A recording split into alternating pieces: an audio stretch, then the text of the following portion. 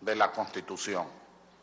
Eso era lo que se quería, una Constitución avanzada, una democracia avanzada y procurar las mega garantías de los derechos humanos con la creación de la Sala Constitucional por una parte y por la otra con instrumentos como el amparo perfeccionado, el habeas corpus, el recurso de inconstitucionalidad, entre otros muchos recursos que están desarrollados en el texto de la Constitución. De allí que la interpretación de la Constitución no puede hacerse como un hecho aislado. Tampoco puede hacerse de manera ahistórica. Esa parte de la escuela alemana no la compartimos. Nosotros consideramos que la historia no es un espejo, sino un dictamen. Lo repito muchísimo en mis clases. De tal manera que en este caso, en el caso de la Constitución... Bueno, escuchamos las palabras de Germán Escarrá, abogado constitucionalista de esta actividad. Texto constitucional previstos, en primer lugar en el artículo número 1, en segundo lugar en el artículo 2, que prevé el Estado social y democrático de derecho y de justicia, el artículo que habla de los fines del Estado, el artículo 5 que habla del pueblo, de la soberanía y de cómo es intransferible la soberanía cuyo titular único es el pueblo, el artículo que habla del gobierno democrático, incluso la única cláusula pétrea que es capaz de decir es y será siempre un gobierno democrático. Si eso no se toma en cuenta, entonces caeríamos nosotros no solamente en la menesterosidad académica e intelectual que es propicia para el irresponsable, que es propicia para los fablistanes y que es propicia para quienes nunca le han tenido amor a esta Constitución. Los mismos que hoy critican la Constitución y la sentencia en la situación que nosotros vamos a analizar, son los mismos que se opusieron a la aprobación del proceso constituyente y del texto constitucional. Pero qué hecho curioso, cuando aquí, remedando malamente a Napoleón Bonaparte, un dictadorzuelo de ocasión, de horas, se juramentó a sí mismo. Yo no los vi protestándolo, yo no vi cuestionando ese juramento. Cuando se disolvió,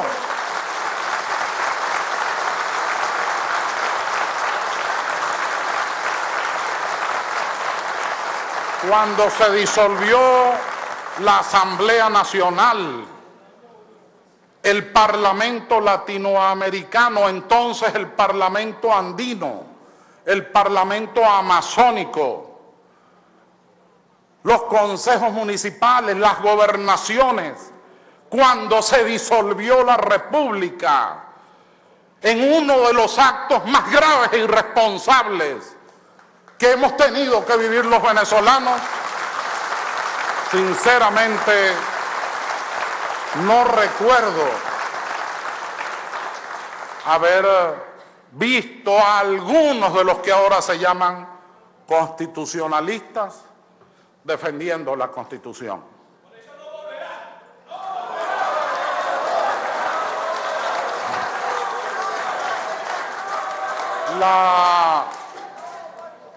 La teoría francesa, la escuela francesa del derecho constitucional sugiere el bloque de constitucionalidad como un mecanismo de interpretación. ¿Qué es el bloque de constitucionalidad? El Consejo Constitucional, creado en la última Constitución francesa, por el general de Gaulle y su operador Michel Debré, toma una decisión en el año 71 extraordinaria. La Constitución del 58 francesa no tiene preámbulo y había que resolver un tema de libertad de expresión.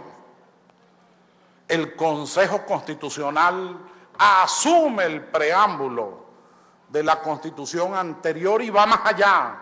Dice, pero es que forma parte de nuestro método de interpretación la Declaración Universal de los Derechos del Hombre y del Ciudadano de la Revolución Francesa.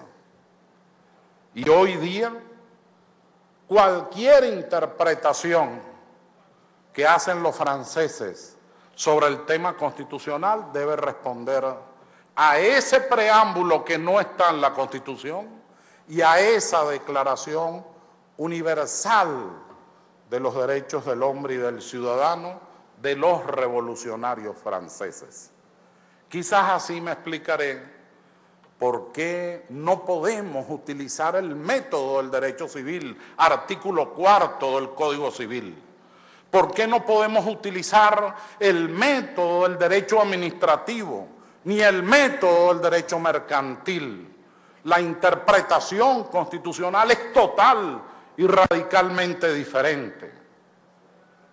La verdad, les soy sincero y permítanme, si es un desahogo lo acepto, pero permítanme decirlo, todos esos profesores yo los hubiera aplazado en primer año de Derecho.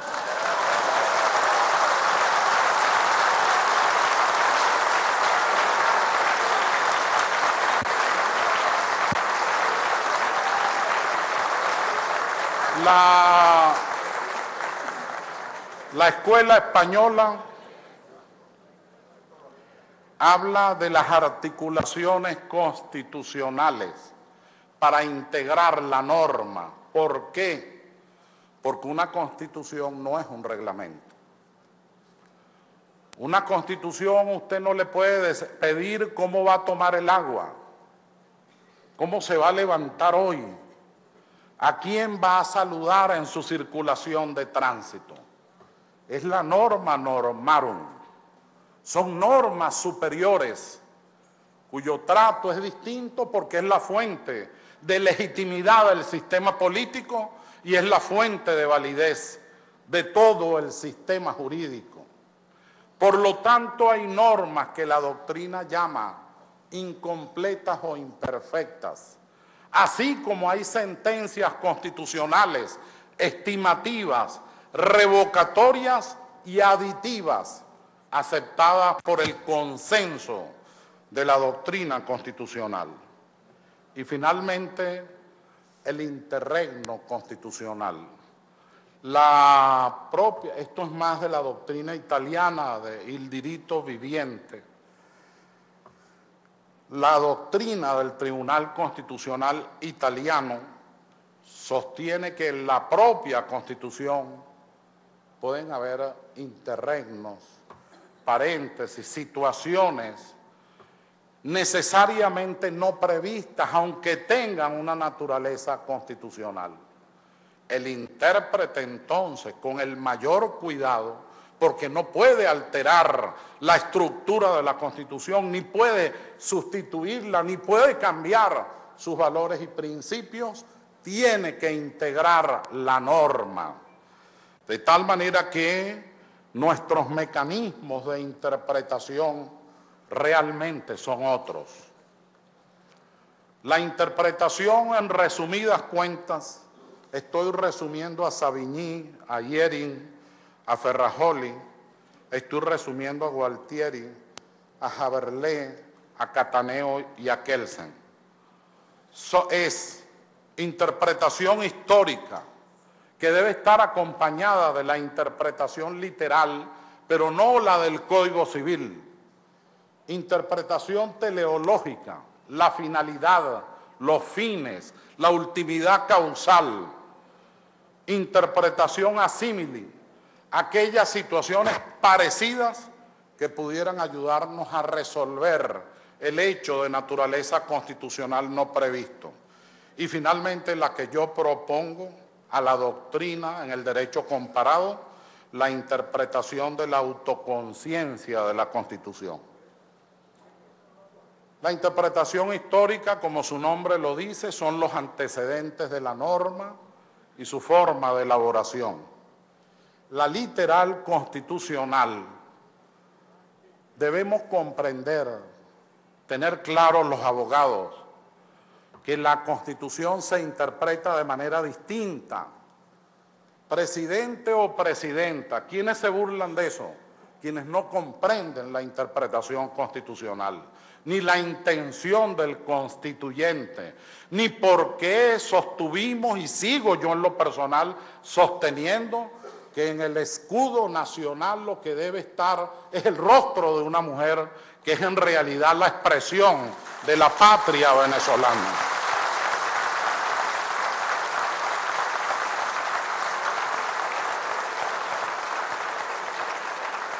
Yo tenía un profesor, don Luis Villalba, que solía decir, creo que alguno de los mayores debió haberlo conocido, extraordinario orador, extraordinario historiador, un hombre de una moral, de una ética, además un paradigma como senador.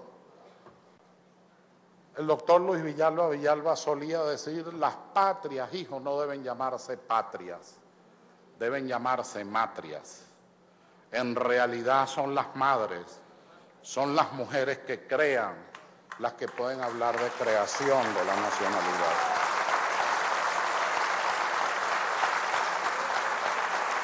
Es decir, el componente literal es ideológico, porque la Constitución tiene una ideología, tiene una filosofía política. No puede ser neutral.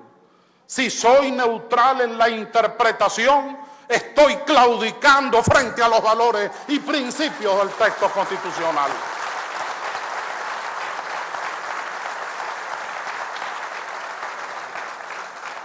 El argumento teleológico lo dice el artículo 3, si la memoria no me traiciona, del texto constitucional. Interroguemos a la Constitución. Los poderes públicos deben actuar de acuerdo a los fines del Estado. Vamos a interrogarlo. ¿Cuál Estado? El Estado constitucional. Por lo tanto, los fines son constitucionales. ¿Qué dice el artículo 3? El Estado tiene como fines esenciales la defensa y el desarrollo de la persona, el respeto de su dignidad, óigase bien lo que voy a decir ahora, el ejercicio democrático de la voluntad del pueblo, la construcción de una sociedad justa y amante de la paz, la promoción de la prosperidad y bienestar del pueblo, la garantía del cumplimiento de los principios, derechos y deberes reconocidos y consagrados en esta Constitución. Y para homenajear al libertador Simón Bolívar, como nos lo recordaba el joven que declamaba, el constituyente agregó: la educación y el trabajo son los procesos fundamentales para lograr esos fines. Esos son los fines de los poderes públicos, no otros.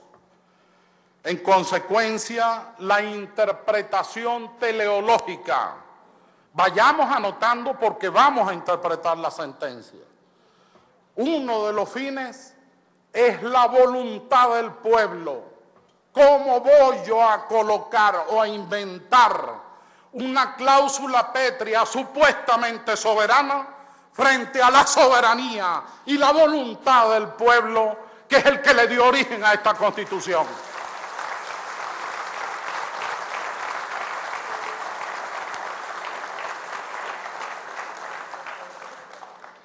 Asímili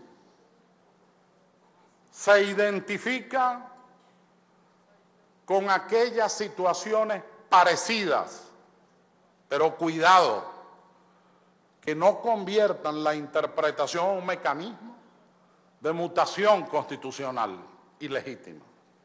Ese es el cuidado que coloca la doctrina y que coloca la mejor jurisprudencia. ¿Por qué? Una de las constituciones más democráticas del mundo fue la de Weimar. Y sobre la constitución de Weimar, Hitler montó el Tercer Reich, activando el ius exorbitante, el estado de sitio, la suspensión de las garantías y destrozando así a la propia Constitución. De allí el cuidado que hay que tener en la interpretación. Y la propuesta que hemos hecho, en realidad viene desde mi tesis doctoral, que es la autoconciencia de la Constitución. Las primeras normas de la Constitución son la Constitución de la Constitución. Ahí están las normas de apertura, ahí están los principios y valores, ahí se habla de la independencia, la autodeterminación de nuestro pueblo, de nuestra nación, de Simón Bolívar y su doctrina internacional. Ahí se habla del Estado social y democrático de derecho y de justicia, del valor de la vida, de la solidaridad, de la equidad, del pluralismo. Allí se habla de los fines del Estado, ahí se habla del Estado descentralizado, es decir, allí se habla de la soberanía, artículo 5 del pueblo, del gobierno democrático y artículo 7 de la supremacía de la Constitución. La supremacía de la Constitución no es solo para los órganos del poder público, es también para los ciudadanos. Yo puedo diferir de una expresión de los órganos del poder público, de una sentencia interpretativa. Yo puedo estar en desacuerdo. Lo que yo no puedo hacer es no acatarla, porque entonces estaría, mis queridos amigos, en presencia de un hecho grave, de un delito constitucional. Y eso nos podría llevar por un camino que yo no quiero para Venezuela. Porque quien les habla cree en la conciliación, quien les habla cree en la paz, quien les habla cree que debemos superar este momento y que finalmente los valores de libertad y de justicia deben acompañarnos.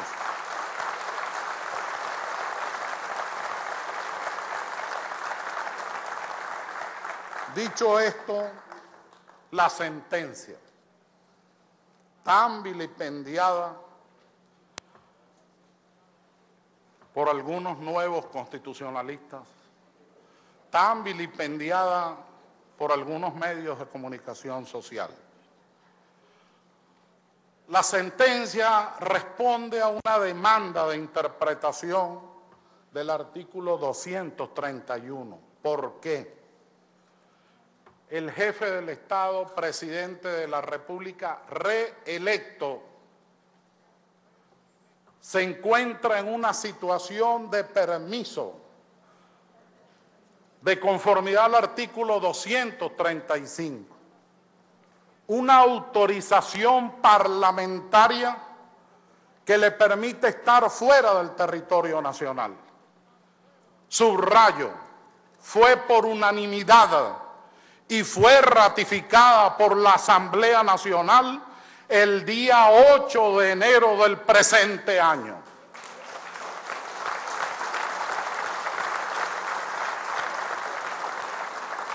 La norma en cuestión dice: el presidente electo, no reelecto, electo, ciertamente debe prestar juramento para tomar posesión de su cargo. Y luego agrega: si por un hecho o motivo sobrevenido no puede hacerlo, entonces se juramentará ante el Tribunal Supremo de Justicia. Primer elemento de interpretación: ¿Cómo puede usted, salvo por la vía del absurdo, haber dado una autorización? Yo supongo, tengo que suponer que fue responsablemente, fue por unanimidad. Usted dio una autorización parlamentaria, eso se llama acto parlamentario sin forma de ley. Una autorización parlamentaria, ratificada por supuesto, pero usted dio una autorización parlamentaria, el presidente no engañó a nadie. Voy a una operación en un análisis fatuo. No puedo pensar que menesteroso académicamente, fatuo o con algún interés. Bueno, no había hecho sobrevenido porque todos sabíamos que estaba enfermo. Hermano del alma, hace unos meses yo me fui a operar de una bobería. Todo el mundo me dijo, operarse la vesícula es algo como tonto. Y cuando el médico abrió, encontró una serie de problemas. Eso es un hecho sobrevenido.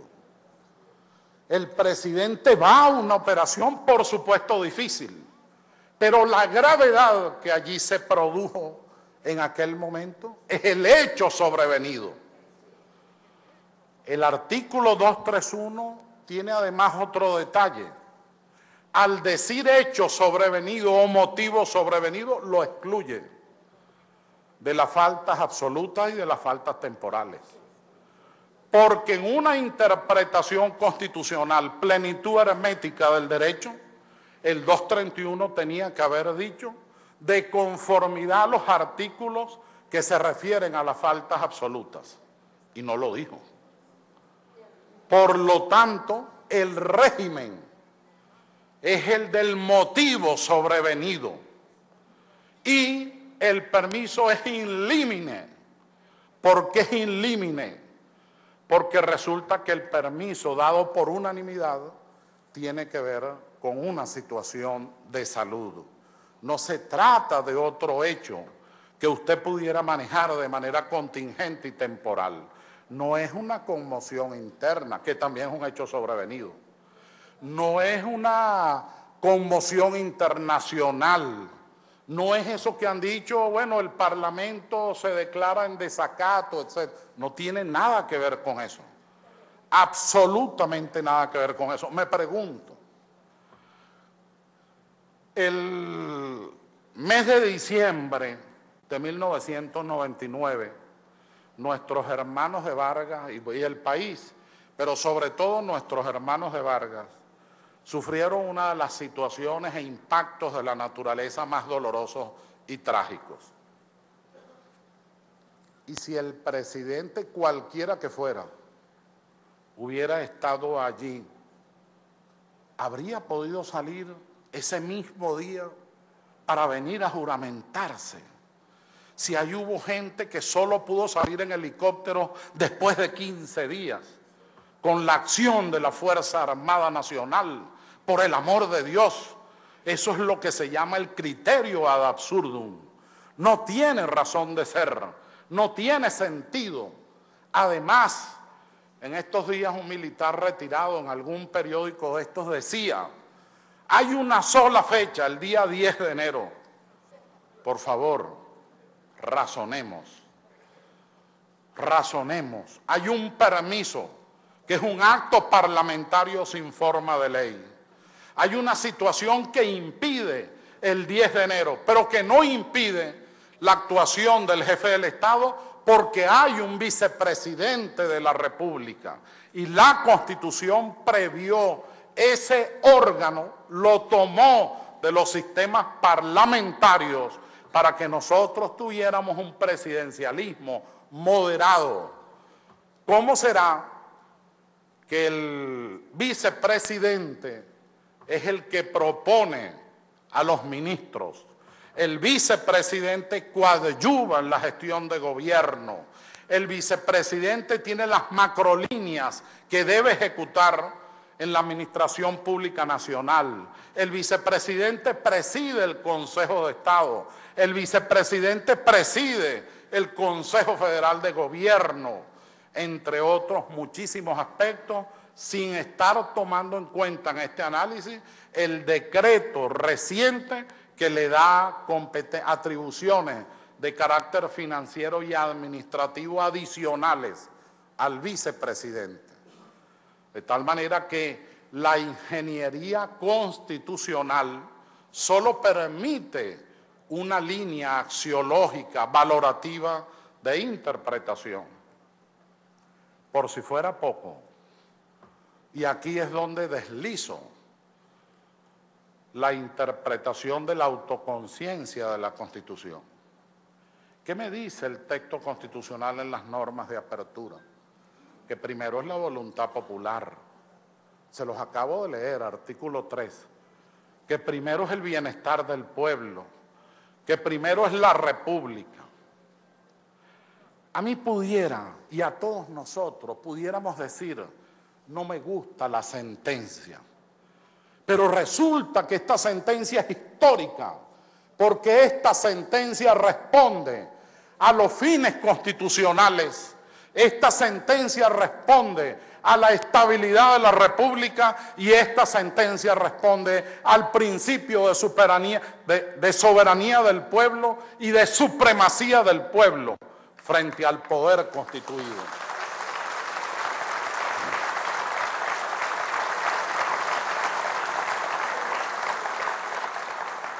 La sentencia reconoce, a pesar de que el que hacía, la dama que hacía la solicitud, ya planteaba que el juramento no era indispensable. No, la sentencia dice sí lo es fundamental, solo que hay una situación de excepción como producto de un permiso y de unos motivos, de una autorización y de unos motivos sobrevenidos que nos obligan entonces a integrar la norma.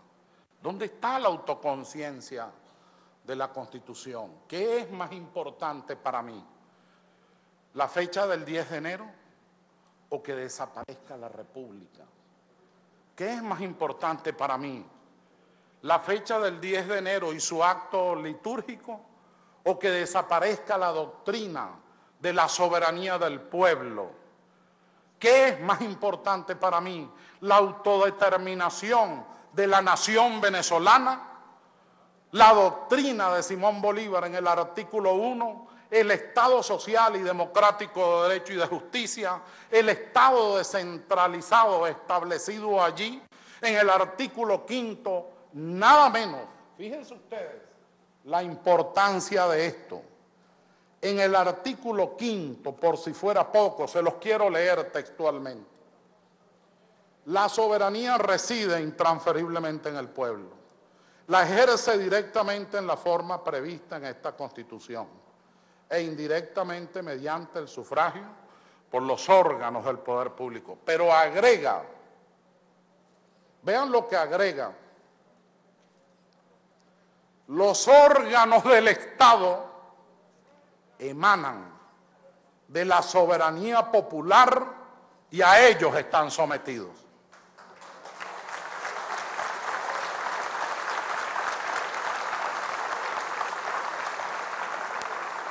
Hubiera deseado para mi gusto que esa frase estuviera colocada en la sentencia. Pero independientemente de que esté o no esté, la frase forma parte de la autoconciencia constitucional y que otros llaman, profesor Verdú, llaman fórmula política de la Constitución. El otro aspecto, ya lo toqué, no se trata de una mera formalidad sin mayor consideración. El otro aspecto es que si el Tribunal Supremo de Justicia es ante quien ocurre la liturgia constitucional, es obvio pensar que a él le corresponde establecer la fecha. No hay una fecha para un presidente reelecto que está sometido a un régimen especial de motivos sobrevenidos y que a la vez pesa sobre él un acto parlamentario sin forma de ley, que es casualmente la autorización para que resolviera el problema de salud. Por último, en relación a esta decisión, pienso yo, creo, que aquí se escapó seguramente en la transcripción un error, y estoy en la obligación personal de decirlo. El jefe del Estado, mediante decreto, especialmente redactado para tal fin, declarará la falta temporal. En realidad, eso no es lo que dice la Constitución.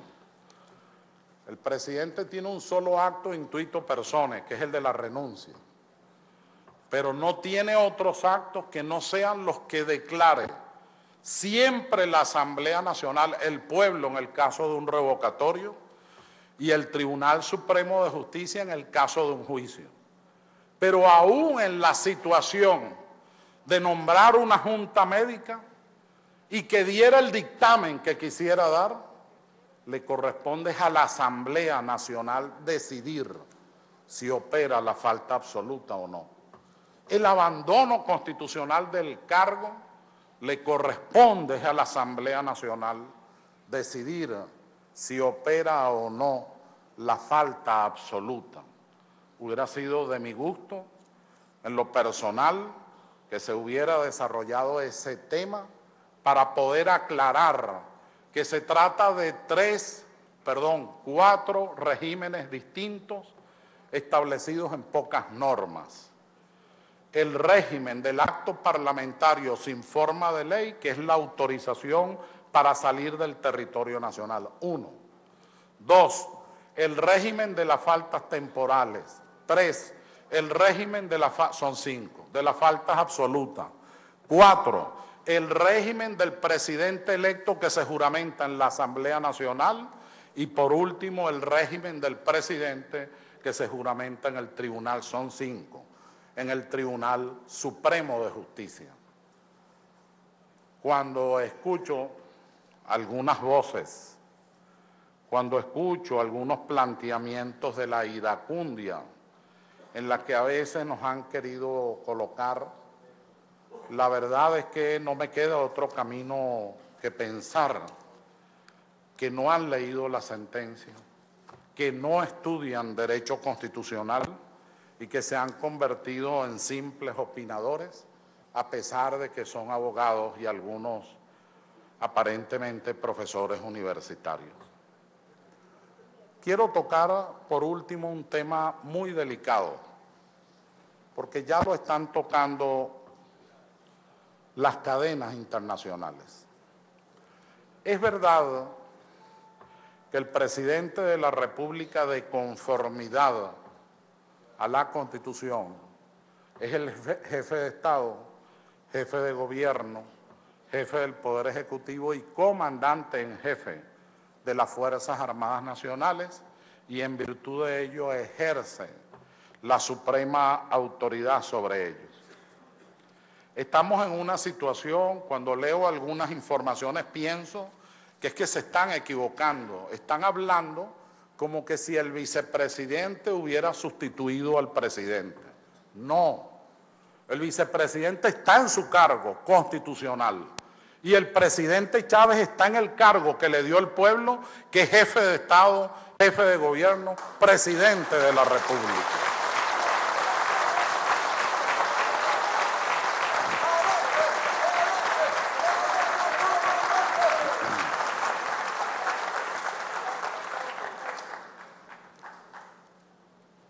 Entonces han dicho que ante una supuesta situación está en peligro. A CNN fue donde lo vi por primera vez. Está en peligro la seguridad y defensa de la nación. La estructura de las Fuerzas Armadas comienza con un comando estratégico operacional. De acuerdo a la norma, es el máximo órgano de planificación, programación, dirección, ejecución y control estratégico operacional específico. El Comando Estratégico Operacional depende del presidente de la República, claro, es el comandante en jefe de las Fuerzas Armadas. Formula y ejecuta los planes de campaña, las operaciones militares, desarrolla los juegos bélicos, la integración operacional de los componentes militares, agrega la Milicia Nacional Bolivariana, enfrenta las contingencias y actúa sobre los estados de excepción. Luego repite, hay una dependencia funcional de él o la comandante estratégico operacional, quien depende directamente del presidente de la República. Pero la misma norma, artículo 20 del decreto con rango, valor y fuerza de ley orgánica de la Fuerza Armada Nacional Bolivariana dice: el presidente o presidenta de la República y comandante en jefe de la Fuerza Armada Nacional Bolivariana puede transmitir sus órdenes, todas ellas de carácter operacional, por intermedio del ministro o ministra del Poder Popular para la Defensa. Esta norma les pido por favor que la lean, porque por allí viene ese debate. ¿Cómo el presidente va a dirigir las operaciones militares en un supuesto conflicto si está en una situación de salud como en la que está? Bueno, el presidente, de la misma manera como dio instrucciones para nombrar un canciller, de la misma manera como reúne a PDVSA, como reúne a los ministros fundamentales, de esa misma manera puede mandar las instrucciones al ministro de la Defensa debidamente autorizado por esta norma. De tal manera que los estamos esperando para debatir, pero para hacerlo con seriedad y con responsabilidad. Termino mi intervención pidiéndoles desde el fondo de mi alma, como decía José Martí, que nos levantemos un poco. Él decía, empínate, que nos empinemos un poco. Más allá de la pugnacidad inútil está la nación. Yo de verdad no quiero ver a la familia venezolana en una confrontación sangrienta, porque estos irresponsables lo que no saben es que este pueblo está dispuesto a ponerse un cuchillo en la boca y salir a la calle para defender su revolución.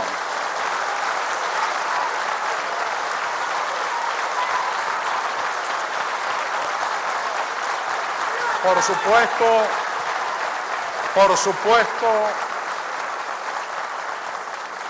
como hacen con los estudiantes, lo que me duele en el alma, los mandan a confrontar mientras se van a las islas del Caribe a echarse cremas y seguramente puede sobrevenir en ellos lo que le ocurrió a Ícaro. Se echó aceite, el padre le dijo a su hijo Ícaro, tienes que volar al lado mío, y él decidió desobedecerlo y colocarse casi frente al sol. Se derritió la cera y en la historia quedó Ícaro enterrado subyacentemente. No es mi deseo que eso ocurra, pero están jugando a que eso ocurra. Yo les pido desde el fondo de mi alma que comprendamos el momento que vive la nación. Ninguno de nosotros tiene derecho a que se pierda una sola vida, a que salga una sola gota de sangre de nuestro pueblo por nuestra irresponsabilidad. Yo los llamo a todos, al respeto, a la resiedumbre, por supuesto, al carácter, por supuesto, a defender las ideas, por supuesto, pero a que entendamos que por encima de todo eso está la República, está la nación, está la patria. Yo quise mucho, es más, creo que fue mi mejor amigo, al abuelo de mis nietos, de mis hijos, perdón. Aquí está Eduardo, el señor Juan Muñoz y García, republicano español. A él le debo haber leído a Azaña muchas veces porque él lo admiraba y me obsequió sus discursos y los hablábamos en algún momento de la vida.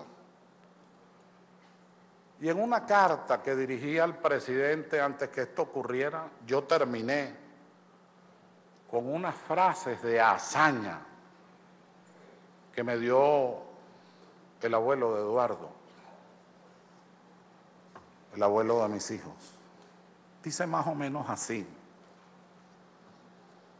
después de esta guerra,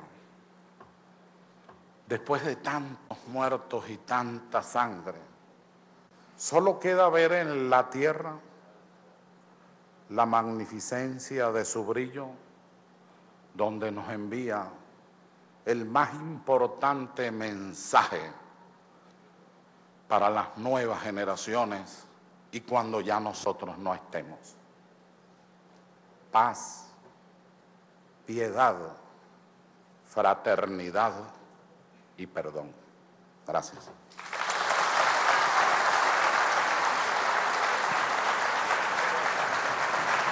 Bien, usuarias y usuarios, han sido la magistral ponencia del doctor Germán Escarrá, quien el día de hoy desde el hemiciclo protocolar del Parlamento venezolano ha realizado ha hablado de lo que ha sido la interpretación del artículo 231. Esto corresponde a la sentencia del Tribunal Supremo de Justicia.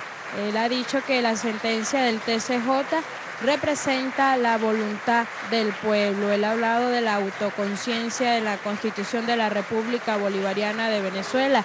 Ha dicho que nuestra Carta Magna respeta la soberanía del pueblo y la supremacía de la Constitución de la República Bolivariana de Venezuela.